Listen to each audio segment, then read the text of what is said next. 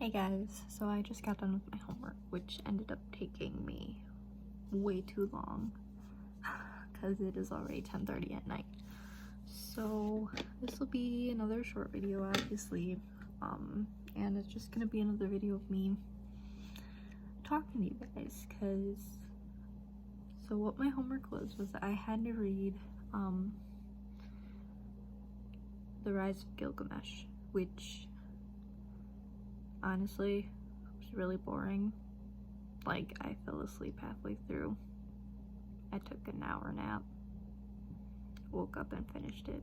But there was a part in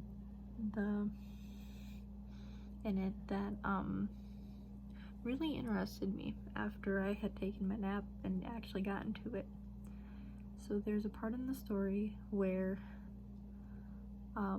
it talks about a flood that happened, and the person who had survived this flood was telling Gilgamesh about it, telling him the story, and it just struck me as very interesting because it's pretty much the story of Noah's Ark, but you know, different characters and whatnot, and slightly different details. Like, I believe Noah's Ark, that flood lasted for 40 days and 40 nights, while this one only lasted 6. But I still found it just, you know, very interesting because there's so many similarities. This man was warned by one of the gods, just like Noah was warned by God, that a flood was going to happen and kill all of mankind, and that he needed to build a boat. So he built a boat, and it is a big boat. Like, it has to hold him, his family. He had a bunch of animals on there. The workers who helped him build the boat were on there. Same with Noah's Ark. He had to build it big enough for him and his family and all the animals, right? And so I just found it very interesting, all the similarities, especially considering that this story came about in, what was it? It was 2100 BCE, before Common Era. Like, that's when they believe it was first, when The Rise of Gilgamesh was first written. And it is, from what we know at the moment, the oldest like story, because it is the first time that people learned how to read and write. They used cuneiform, which is a lot of, just from what I was looking at on pictures and whatnot, it's a lot of just like these like slashes from that time area. But yeah, so that's what we're learning about right now, and I just found it really interesting how that story started out there, and, you know, made its way into other religions. Because obviously back then in Mesopotamia, they weren't Christian. They had multiple gods, and it, throughout the story, it talks about multiple gods. So yeah, I found that interesting.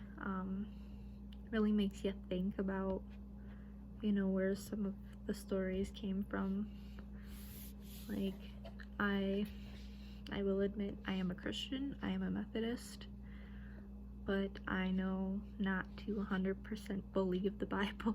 Like, this book that we're using to tell stories of our God has been written over and over and over and over again by different people, by different languages throughout the years, and it wasn't just like written by God and sent down to earth.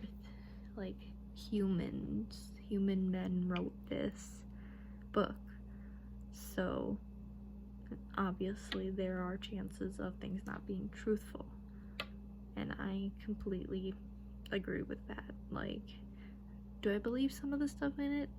Absolutely. But mostly just stuff in the New Testament is what I would say I mostly believe and agree with. The whole Jesus thing is a whole different story, but I'm talking about like the lessons. So like the whole loving your neighbor, loving your enemy, stuff like that. But like the stories obviously can be very fictitious. Like even if Jesus was the Son of God, we don't have any proof that he was actually there.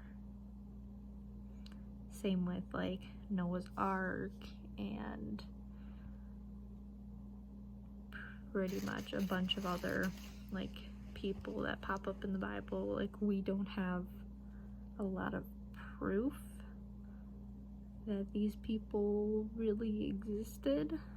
I know there's some proof, but obviously not a lot. Granted, I haven't looked into it super much, but like I know for a fact that we don't have a lot of proof that Jesus was an actual person, or that, you know, Mary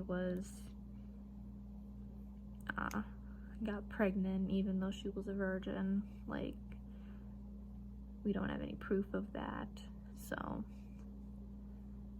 but yeah, it interested me, really makes you think, really makes you question a couple things, but yeah, just kind of gets your brain working. Like, I didn't realize that the story of this great flood was in more than just the Bible. I thought it was just in the Bible, or in I believe it's in the Jewish book as well. I'm sorry, I don't know the correct term for that. At least I can't think of it off the top of my head right now. But yeah, I never realized that it was in more than just that. And yeah, that's kind of my feelings on it right now. It's interesting. Like, I want to learn more. I'm very much a history freak. Like, I love learning about history. Specifically, I like learning about like wars and stuff, but like this stuff's pretty cool too. So yeah, I'm kind of excited for this class. Hopefully I do well tomorrow, because the reason I had to read The Rise of Gilgamesh was because we have a quiz tomorrow. So I had to read it and do all that fun stuff. So hopefully I do all right on the quiz. There was like this seminar thing that I could have gone to tonight, but I just ended up not having time to. I got out of class at 4:45. By the time I got home, it was about 5 o'clock, and we had to eat supper. I had to get started reading it, and like the seminar thing was at 6. Yeah, it goes from like 6 to 7:30, and I did not have the story fully read before 6 for me to be able to go. So hopefully I can go to some of the other ones, and hopefully I won't do too bad on this quiz, because that's what we were going to go over in the seminar, was the person who was hosting the seminar was going to help us like go over the Rise of Gilgamesh and like talk us through it and everything. So hopefully me missing that doesn't like royally screw me over. It's not a required thing, but it's highly recommended that we go to these seminars if we can, and also you get extra credit from going to them, so that's not too bad. But yeah, so I'm going to go to bed because I'm still tired from taking my nap, and had I not taken my nap, I have been up since like 5 in the morning. So yeah, I'm really tired, so I'm gonna go to bed.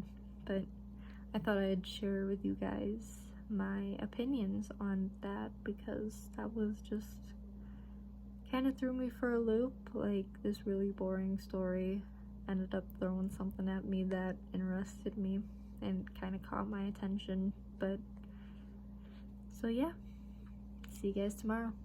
Love ya. I just realized that I've been saying the Rise of Gilgamesh when the story is called the Epic of Gilgamesh. That's my bad. Shows how tired I am. But yeah, so correction, the Epic of Gilgamesh, not the Rise of Gilgamesh. Alright, good night.